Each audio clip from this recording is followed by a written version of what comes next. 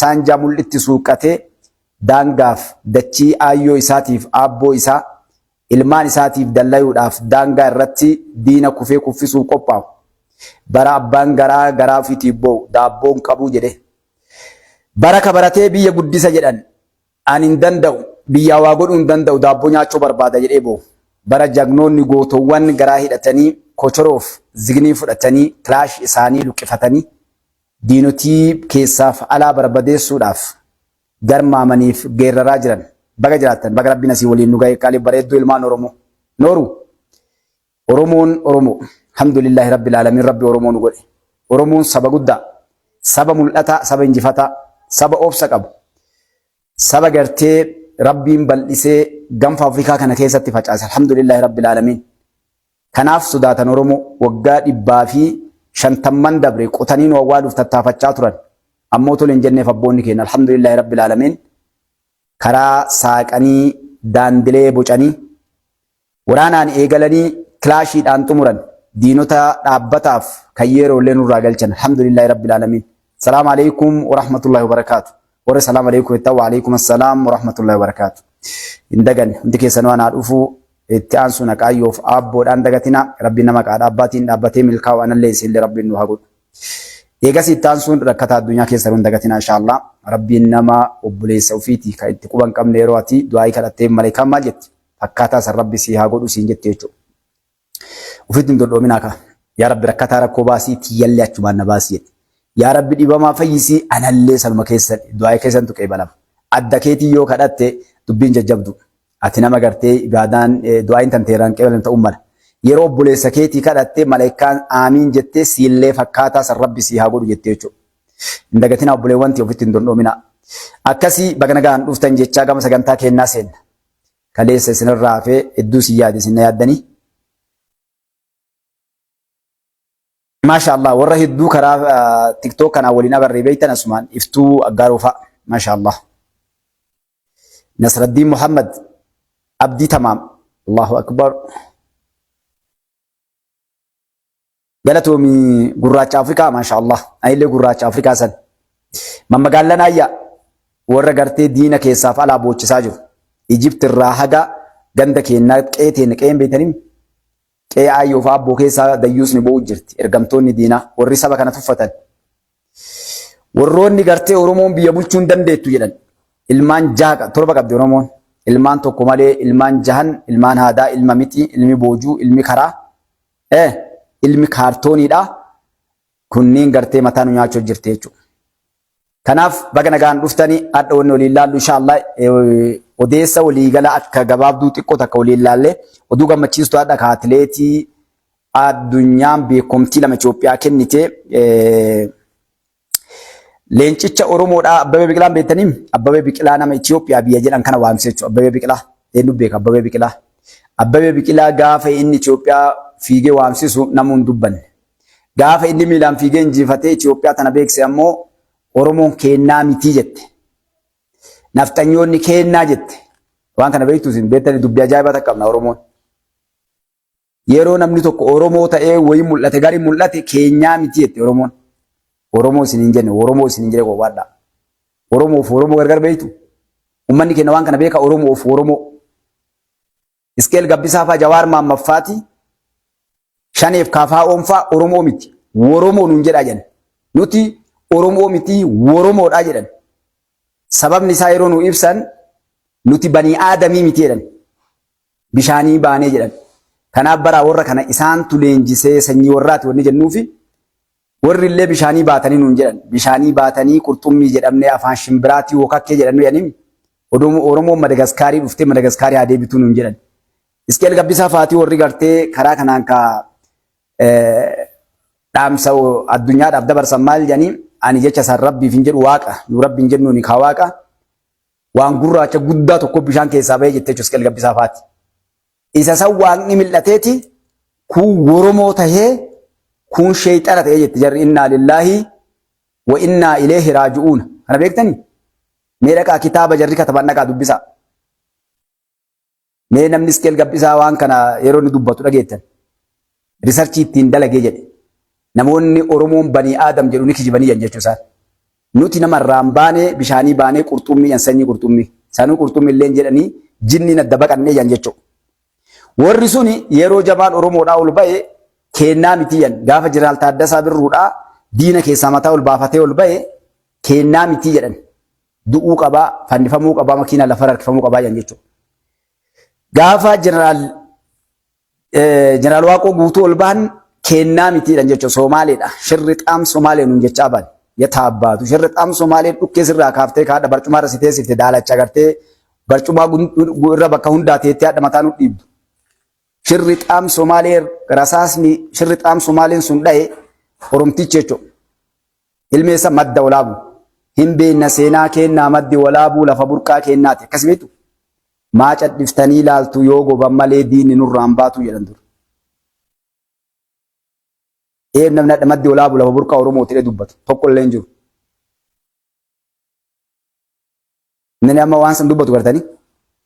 So kanaafuu gaafa san Oromoo mitiidhaan gaafa sooressi jaarraa abbaa gadaadhaa adda bilisummaa Oromoo nu buuressanii asban gaafa Elemoo Qilxuufaatti rasaasa duraa cirootti dhahanii gartee isii jalqabaa san gartee diina mataa irraa buqqisan kennaa miti qottuudhaa jedhaniin jechuudha. Gaafa abbaan Jifaar dachii teenna keessa gartee nafxanyaan hin baatu jedhanii ofirraa dhoowwan Jimmaa lafa malee nama hin qabnu jedhan jechuudha. Kanaaf iyyiti hadha bakka hundaa daaluun Arsii keessaa, Shawaa keessaa, Gujii keessaa, Boorana keessaa hundi isiitu gartee garaa lafatti dirgattee iyyite jechuudha. Namtichi kun nuun ta'uu jetti kaleessa nafxanyaa jechaani turte. Eegasii nugusaa dikteetara wanni isaan hin jedhin hin jirtu. Wallaahi ufumaa mataa lafaan tumtan malee killee fardi irra jate taatan. Inshaallah biiznillaahi ta'ala. Gaafa Oromoonni bahaadhiyaa kaabaa kibbaa tokkummaadhaan walgaan isaanii dhukkubsatan. Hizdi abbichuun gaafa gara taayitaa dhufan maal jammeetanii hinaaftu nu keessa guuteedhan. Halkan kana gangalachaa bultee siree irraa lafa dhooftee garaachi quunca'ee ganama yoo lafaa kaatu gartee dubartii kiniina akka garaan hin teenne nyaatu maadaam jettaniin maadi waati jedhin fuulli guggubatee jechuudha. Abbichuu jaani bara. Hizdimaan coggaarraan keessa luqqa'ee dhumattan malee homaa nu godhuu hin dandeettan jedheen. Haga dhatto osoo coggaarraan luqqa'u garaacha keessa hin beeku namni kenna kaa coggaarraa beeka afaan kana baratee namni kenna hedduun. Coggaarraan irraa osoo quunca'u tuun biyya Ingiliz, Ameerikaa, Jarman bakki isiin hin jirre hin jirtu. Sweden, Holland. Wallaahi luqqaatee dhumattee gara wanna lukkuu bishaan dubartiin osoo morma irraa muriin bishaan danfaatti natti fakkaattee jechuudha. Tagartee mormii gugaan irraa dhumattee morma dheeraa kana baastee deemtu. Kanaaf akkasii atileetiin Abbabee Biqilaadhaa seenaa sumaan si yaadachiisuudhaaf nama gaafa Room ni beektanii miilaan fiigee jechuudha kophee hambaa darbee leencichi Oromoodha. Wanni xiiqiidha. Gaafa sanii Oromoon kennaa miti jette Amaara namni akkana fiigisii dandeettii qabu kun beektu kan dambee gariin namaa. Issuu Oromoo ayidilleem jette teenniin adda gariin namaa Profeesara Doktora maal kanneen wal waama ilmaan isaanii. Abboonni isaanii ammoo Oromoo miti jedhan. Gaafas illee jagnoonni jiran kenna'ee Oromoodhaa jedhaniin gaafas kaa gaallaan jedhanii yes inni gaallaadhaa jedhaniin alhamdulillahi rabbil aalamiin dhiirta akkasii bara. Gaafa ammoo Itoophiyaa biyya jedhan tan Abbabee Biqilaatu beeksise jedhan dubbiin mormiin dhalatte. Kennaan mallee ni iyye gaafas. Warroonni agni xiqqaan kenna lakki Oromoodha gurbaan kun namni jedhaniin atileetiin kun kenna jedhaniin nafxanyoonni kennatti akkamit jennaan akkuma abbichuun jedhan kana jedhan. Haadha waliin dhufee jedhaniin. Inna lillahi wa inna ilayhi raaji'uun. Wanni beeytanii akka ilmi abbaa fakkaatanii gaafa san Abbabee Biqilaatiin maal jedhaniin haadha waliin dhufee Oromtichi haadha waliin fuudhee jedhaniin.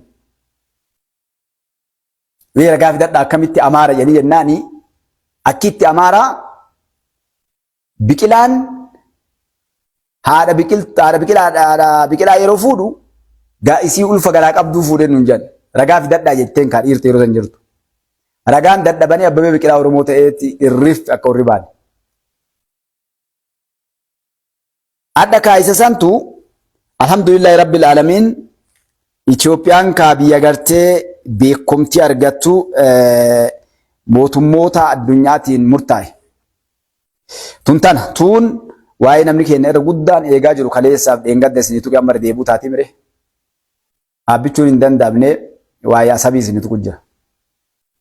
Asabii namni irraa dubbachaa jiru hin jirre hin jiru. Asab waa'ee Itoophiyaa bira kutte abbichuun yeroo baraa baal godhan humnuma qaban itti qopheessaniitumaan garas deemu jira garam haqatee na deeffachuu addunyaan ammoo boru waan hin jedhina gaafa nu akka malee kaballe haqatee na fudhachoo namni dura beeni kaballaa gaafa nu kaballe araaroon jedhin akka gaafa TPLF fiisan Ameerikaa fa'aan jedha Raashaa Chaayinaa Afrikaa gamtoomteen G7 G20 warroota gaafa waa galan fiiganii maal jedhanii dhaabbichuun nuti haqatee na deeffachoo deemu jirra gaafa ammoo gartee haqateen deeffachoo dhande isuun nu afoo bayaa in kaballaa qaraan jiru nu harka sababaa tahaa heera addunyaa kan mallatteessineen cabsinu quba qabaadha amma ka alhamdulillah rabbil alamin dheengaddaa kaleessa karaa naatiin hin jirtanii Ameerikaa irraa qabatee mootummoonni addunyaa jidduu seenaa jiran jechuudha. Jaarsummaan amma oo'ee jira. Dhaabbichuudhaan xiqqoo isii gartee teknooloojii harkaa qabdu kana fuula gad deebisiirutu waan hundaa fixaa asabiin isii deebina rakkoon hin jiru. Dhiisuun bakki inni seenin hin jiru amma. Dhiisuuni jaarsummaa kaa uuma feetan naan jedha uuma feetan godhi naan jedha nalleen salphisina yoo fuudhee asabiin akkanumaan cadhisee kenneen salphadha. Misuun walleen tiyya jechuun jira dhaabbichuun san qofaa miti uummanni na harkaa fincilee ka'ee gartee Itoophiyaa dabalamna jechaa jira. Ni kasaaraa na dhaqqabaa jedhee jechuudha. Leengadda bal'inaa isinii tuqee jira. Amma dubbiin jirtu maali?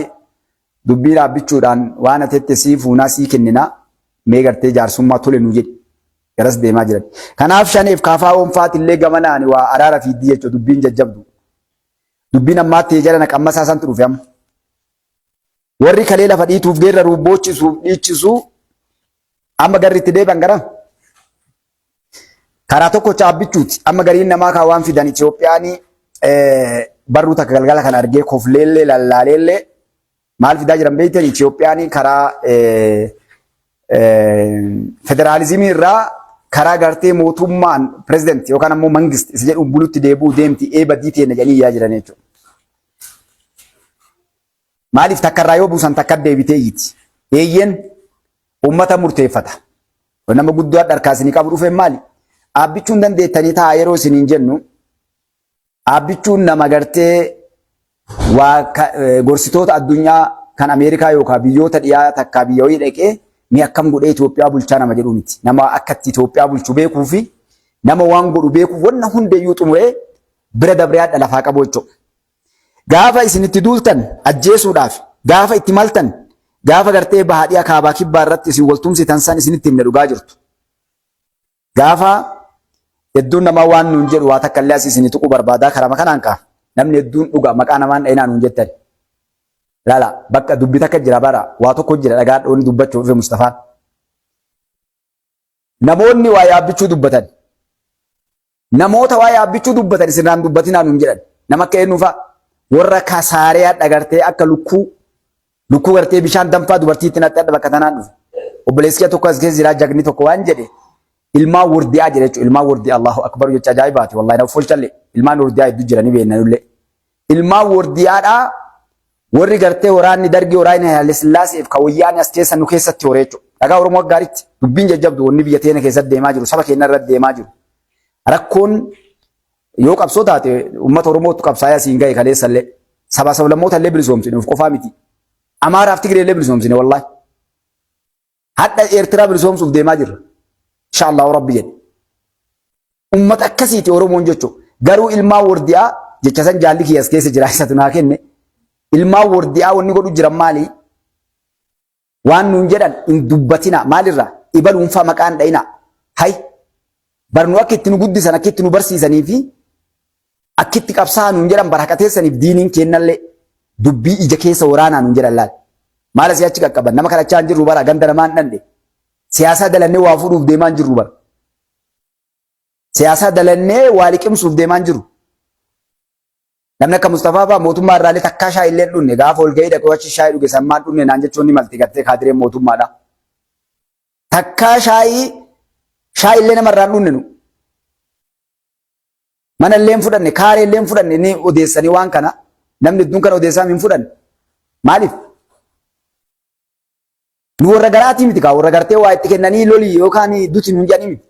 Saree miti saree waa itti darbanii duti jedhanii mootummaan hadhaallee ka waa nama kennee wada fiiti namaan jedhu miti. Akkam beeku jechuudha. Kaadireen gadaan toonni adda addaa waa namaa kennuun ni malti. Sinigalee? Namuu dalagee layyaandaan duunda siraa layyaandaan duunda chiloota jedhe Mangistuu Hayilemaariyaam. Tokko namaati akka hojii isaatiif dandeettii isaatiin kafallaa jedha. Haqa dubbiin sun. namoota illee bar dhugaa isaan dubbatan gatuu miti. Namuu seenaa galmee irratti ka barreeffatu waa dalageetti.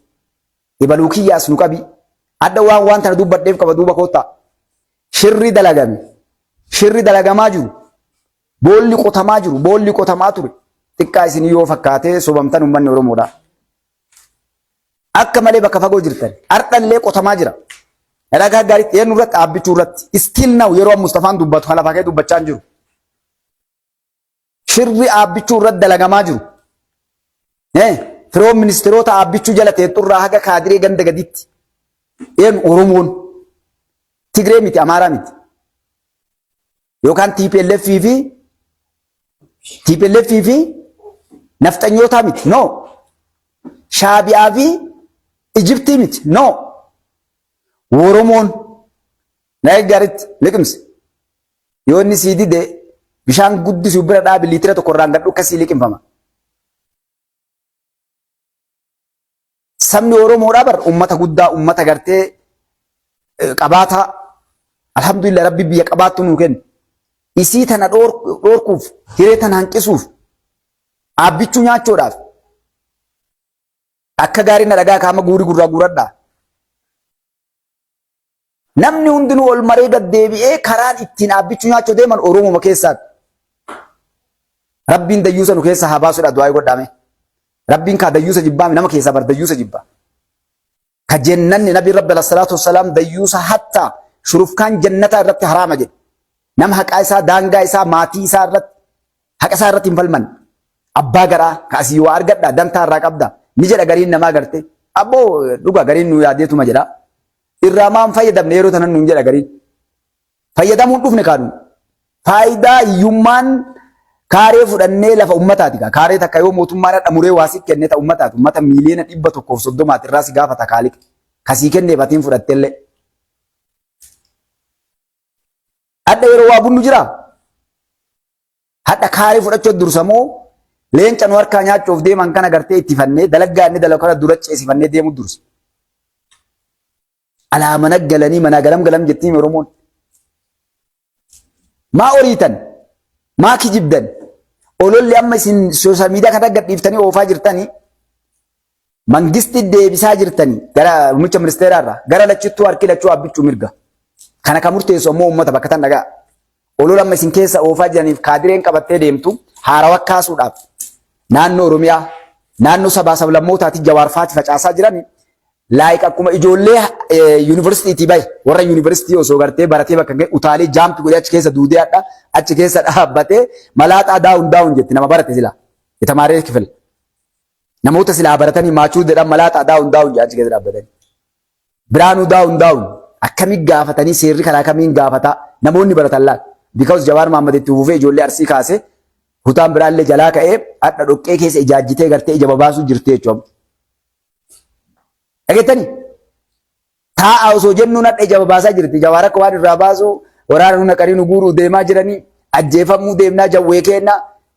Jawwee yoo as mataa sirraa buqqisan abbaa gangalatee koflee halkan sallaal waan isaa taan liqimsee siree tanarraa gangalatee garasiin lafa dhayeeti tamas gengee ta'e jedha gartee reeffa tokko argadhe jedhee gartee siin daldaala isaa birriidha abbaa business si galee waan takkallee siin godhu Jawaar Mohaammed kunu Jarman jira abbaa ati duutee qalamtee si xabbasanii mataa sirraa buqqisanii hidhanii si garafanii bineensa si nyaachisanii dalaggaa teetiif situ asii waliin baay'atu si galee yuunivarsiitii keessa deemtanii mataa dhaabdanii ijoolleen gartee Oromoo 4 kiiloo baafna jettee lafa dhiittan dhagaa dhiigaan dhufe bakki hadhaa gartee Oromoon jirtu kun bakki sabni keenya jiru kun ka yeroo kaan doktorootaan yeroo kaan dalaydootaan yeroo kaan barsiisotaan waan sababa xiqqoo takka barbaaddanii halkanii guyyaa olii gadhamaatanii diqqaattanii akkuma marroo kana baggartanii akkuma Jawaar Mohaammed kanatti akkuma Lammaa kanatti akkuma Baqqalaa Garbaa kanatti akkuma warra dhiiga Oromoo gaafa Oromoon 4 kiiloo seente gartee dhukkubni isaan qabee summiin isaan waraantee biyya keessaa baqataa ta'anii faranjii jala deemanii hadha nu kasasan jechuudha sa'a 24 sa'a 24 Awurooppaa fi Ameerikaa keessa deemanii bakka hiree argatan hundatti mootummaa kana kassan jechuudha.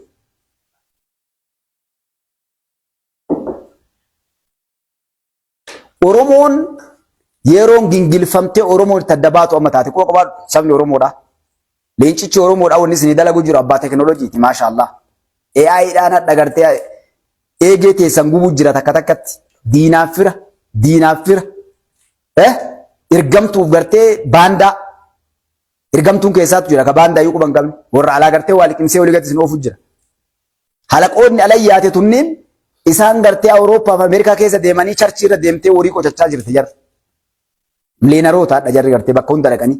Atas keessa deemii gowwaa kiyya ofirraa barattee yuunivarsiitii keessaa iskoola kan kee baratteetiin haadha abbaa kee gargaariin biyyan guddisini as keessa deemii boru gartee gaafa fuudhanii qilinxoo si buusaniif gaafa mana murtii si kaleessanii aayyoon tantee si waliin deetti gartee mana hidhaatitti si barbaada firaasha qabattee walii gala lafaa martu. Maaltu sin tuqe Oromoon? Sin gahu waggaa torba lafa dhiittanii dhamaatanii waggaa torba. Nafxanyaan uffaatanii alaabaa lumuutii uffatanii alaabaa TPLF uffatanii tashaabiyaa uffatanii ta Ijipti uffatanii eessaa fuutan diina biraa amma eenyu sin gargaarare dhiisaa waan amma deemaanii jirtan keessaayyuu warri gartee doktoraa piroofeesara ofiin jettan dhoqqee dhiittan keessaa dachaatanii dhallee gartee saba kanan dhamaasinaa. Oromoon bar ilmaan guddifachuu barbaaddi. Sabni Oromoodhaa seenaa dalagachuu barbaada. Ni gaa waggaa 150 mukan nuyi tan. Osoo Oromoo jennee isin jala yaanu nu gurgurattan. Warran saalfan. Warran duuni, warran dulloomi. Dullummaa keessan hin beektan. Salphina keessan hin beektan. Wallaalinna keessan hin beektan. Ergamtuu ta'uu keessan hin beektan. Oromoo taatanii falmattan hadhallee. Kanaaf warri adda seenaa waan amma deemtaniin deemtan eeyyen mariin biyyoolessaa biyya keessa deemaa jira. Yoo uummanni murteeffate uummanni gartee mangistiin miti pirezidantiin miti yoo barbaade jinni jedhee akaatu uummanni Itoophiyaadha. Kun kana jechuudha. Kaan warri gartee islaama irratti carraaxan hadha musliima irratti. Harroodha musliima irratti carraaxan. Warri islaama awwaaluu deemtan agartanii musliima akkatti ga'e. Agartanii? Warri dhagaa hedduu darbachaa turtan nurratti bakka feete jiraadhu beektaatu. Warri nu musliima ta'uuf warri nu haqa qabaachuudhaan awwaaluu yaatan Biraanuu Naggaatiitti quban qabina. Hayyoonni kennallee doktoroonni kennallee sheekoleen teennallee majliisnillee ija keessa waraanaa bakki jirtu as gad jirti. Biraanuu Naggaadhaa dhukkuba qaba dhuga. Oromummaa irrattis diinii keenya irrattis diina hamaadha. Biraanuu Naggaa namni hin beekne hin jiru. Biraanuu Naggaa addaami kan inni deemuun naqarsa jira as gadi. Sabni Oromoo wanni waggaa 150 gabroomeen maqaa uummata musliimaati. Obboleewwan keenya ka dhiigaa walii obboleewwanii Oromoodha. Warri amantii kiristaanaa waaqeffataa Protestaantii waan biraa qaban sababa nu uummata musliimaati waggaa 150 gabroomanii jechuudha.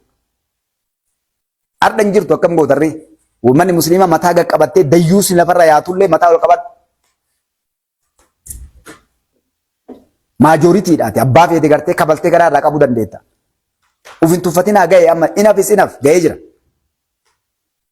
Amantii namaa kabanyee sabaa sablammoota as kee jiru kabanyee maajoritii akkuma Oromoo maajoritii uummanni musliimaa illee maajoritii warri hundannuu awwaaluu yaatan gartanii maqaan rabbi amanne Mahammad Abdallaa Mustafaa Kadir Hasanii fi Faaxumaa fi Sumayyaa ta'uudhaaf gartee boolla qottanii nu awwaaluu yaatanii yeroon sun dabree jira abbaa akkuma gartee Oromummaadhaan dabre Oromoon kalee gartee hunda awwaalanii irra taa'ulee yaatetti beekachoo boolla qotachoo jedhamtuun jangartee adurreen ajjitee galtennaan ajji yeroo isin galte dhaqanii gaafatanii adurreen adakkan walallaalteeti haaseenanii eegattee warri seen warri qaraa boolla qotatteetti teetti addu'aantuun hin beeka qaraa shakkii irraa qaba warra duraa ergee laale gartee suuftuu jedhaniin adurreen tantee balbala itti gachufte yeroo isaan balbala cufte warri qaraa boolla qotatee taa boolla calawu beekachoo boolla qotachoo ni jalaatan amma bakka durii san hin jiru. Uummanni musliimaa waliin bahee jira.